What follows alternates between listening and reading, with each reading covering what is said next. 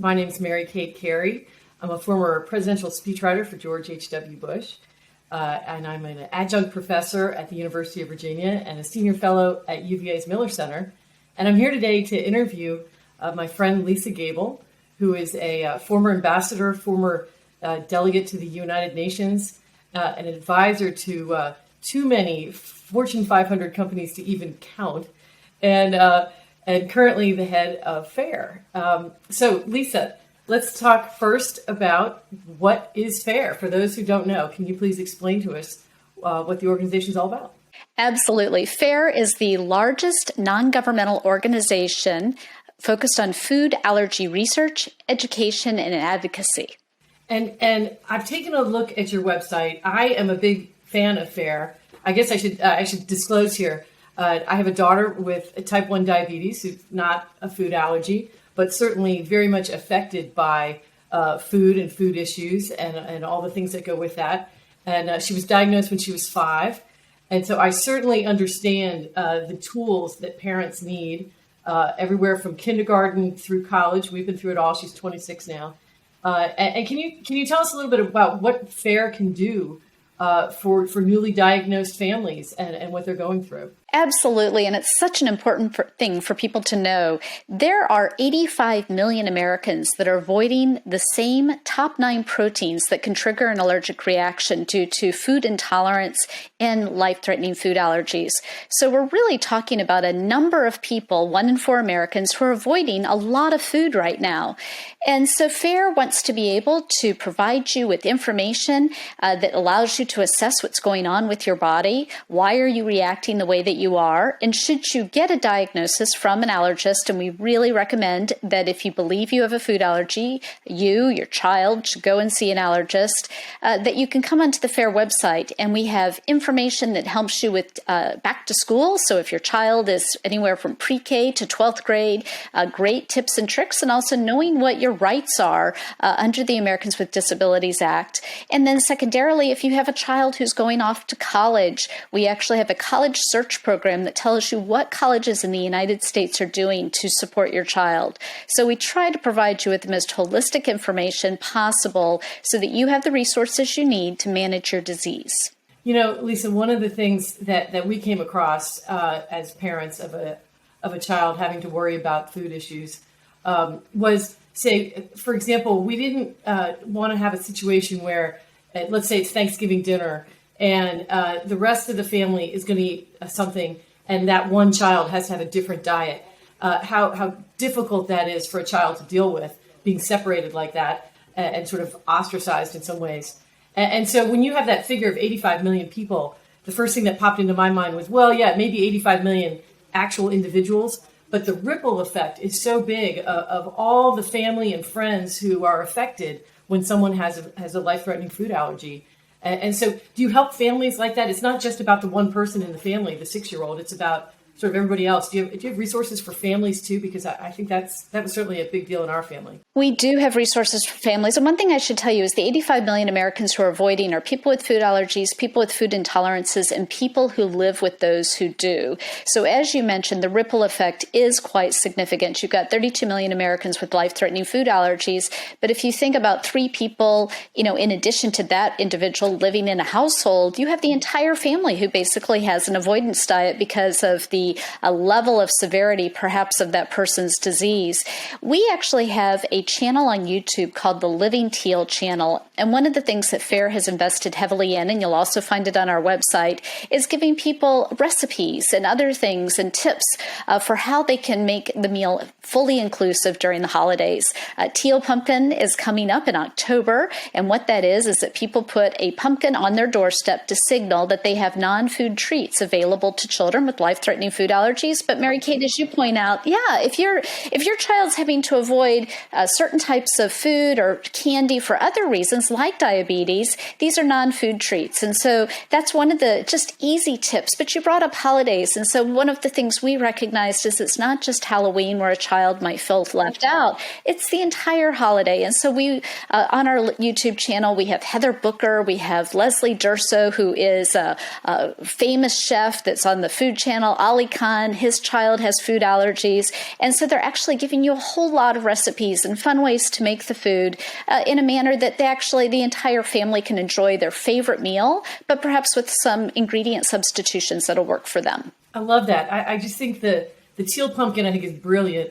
And what I noticed, you don't think about it till you have a child with a need like this, is how much candy and sweets have morphed into Christmas and Valentine's Day and Easter, and it's just more and more. And I can imagine families with peanut allergies or dairy problems. So much of the candy has things like that I think it's brilliant. I'm so glad you guys are taking that into account, not just the teal pumpkin, but almost year round. So thank you. So let's talk about how to get the word to so many more people who don't know of you guys. What are you doing to sort of help people get access to this information who may not be aware of it?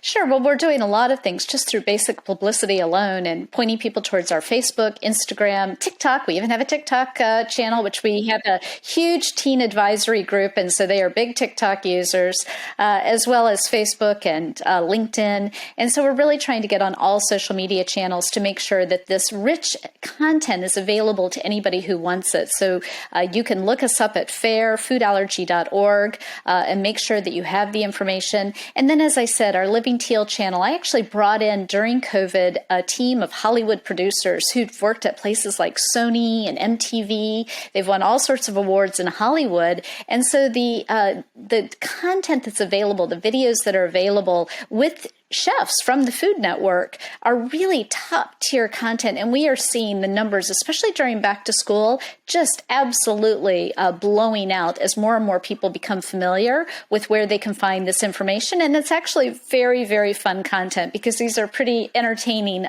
key influencers that are telling you how to live your best life with food allergies and intolerances.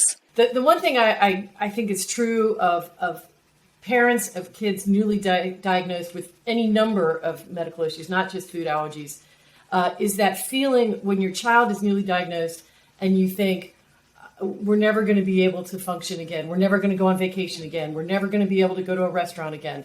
And that what gave me so much hope, and I think gives a lot of other parents hope, is if they have access to some of the research.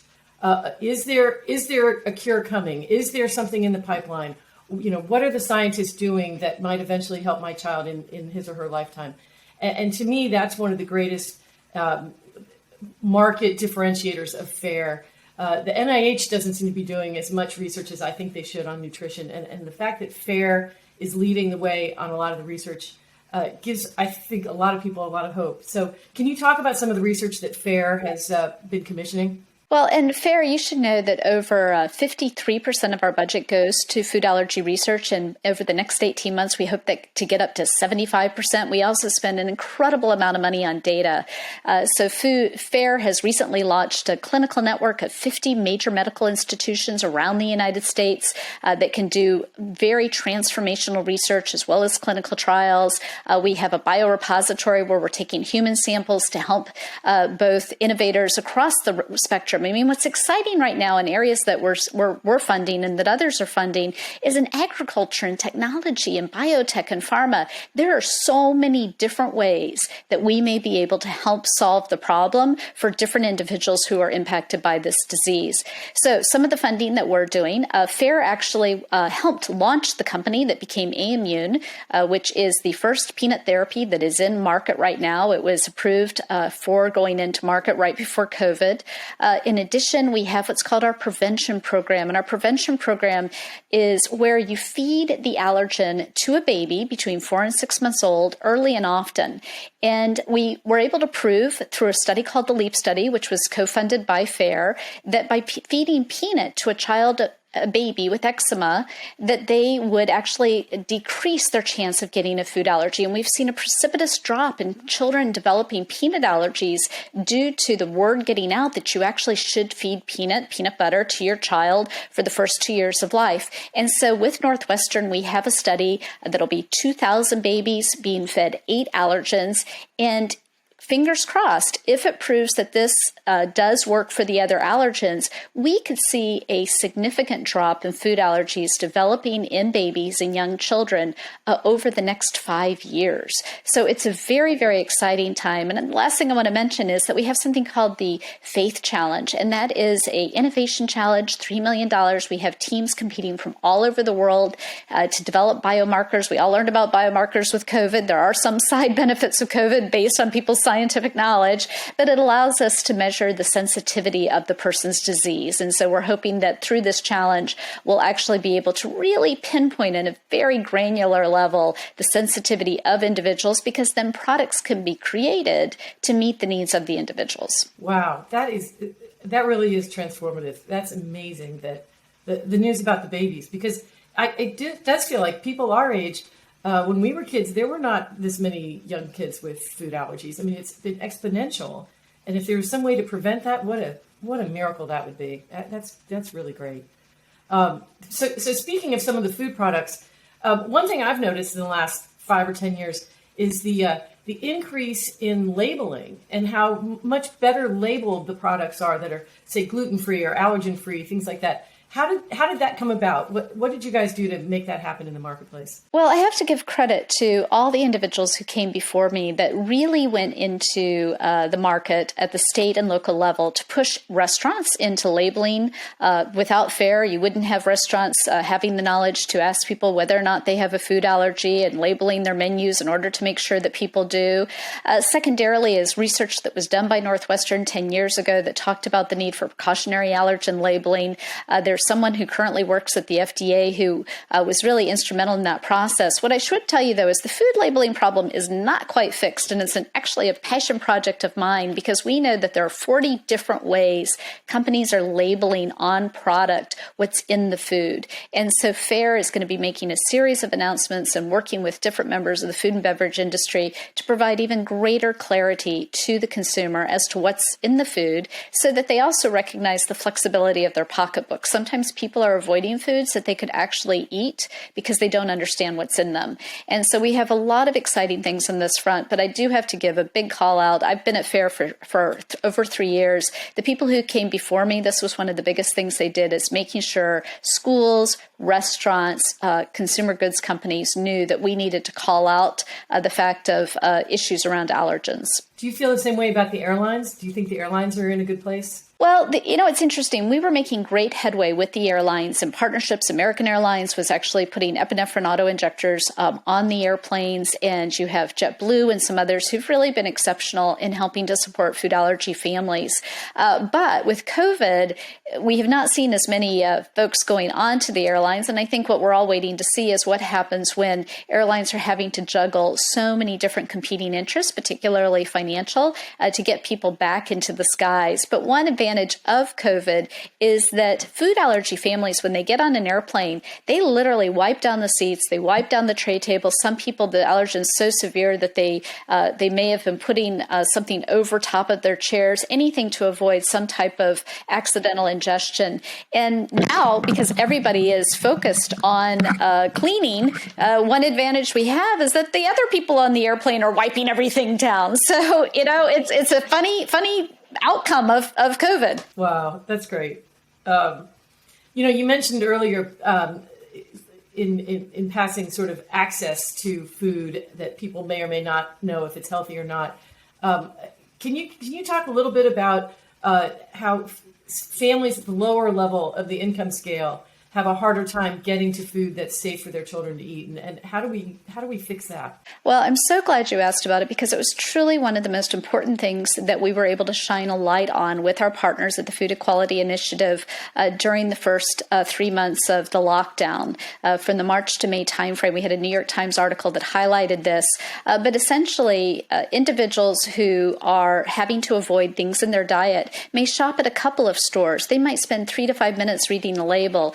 And so you can imagine when, although we greatly appreciate and just call out the retailers across the United States for making sure that we all had food and there wasn't a disruption in the food supply, for people with life-threatening food allergies who might be dependent upon on a food bank or different programs that they may have been dependent upon, all of a sudden they're looking and there's not food available for them that's safe for them to eat. People were not donating allergen-free food.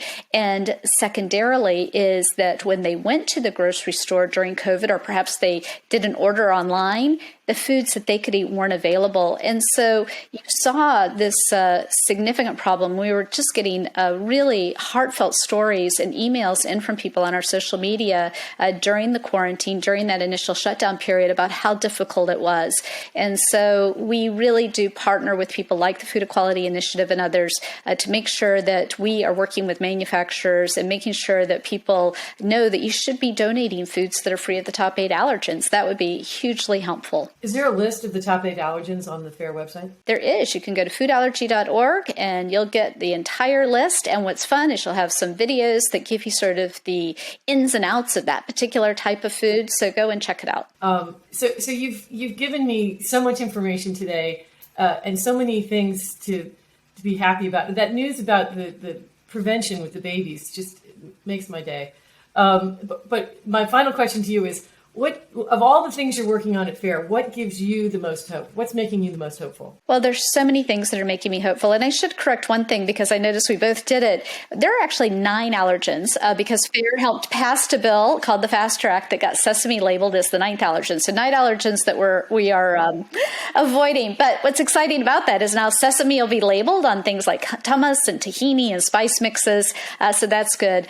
You know, it's so hard. I would have to say that the prevention study that we're doing, you know, it has such high potential. The work we're doing with labeling, the work we're doing with biomarkers, if those 3 things actually accomplish the objectives that we hope that they accomplish, we will literally see significant changes for individuals in developing food allergies or in helping people manage their food allergies, because it's going to unlock innovation at levels we've never seen before. So it's extremely exciting to be on the cusp of a market that's not quite there yet, but we're right on the edge. And I believe the work that FAIR is doing is going to help blow those market doors right open and help drive more solutions for the consumers. Well, that is a very positive note to end on. And I wanted to say thank you to you for all you're doing and all of the wonderful people at FAIR. I've met many of them over the years, and just a great organization for such a good cause for so many families. And hopefully in our lifetimes or in our children's lifetime, this will put FAIR out of business. Hopefully we won't need it anymore, hopefully someday. So thank you very much, Lisa. Thanks for having me. It was great to talk with you again.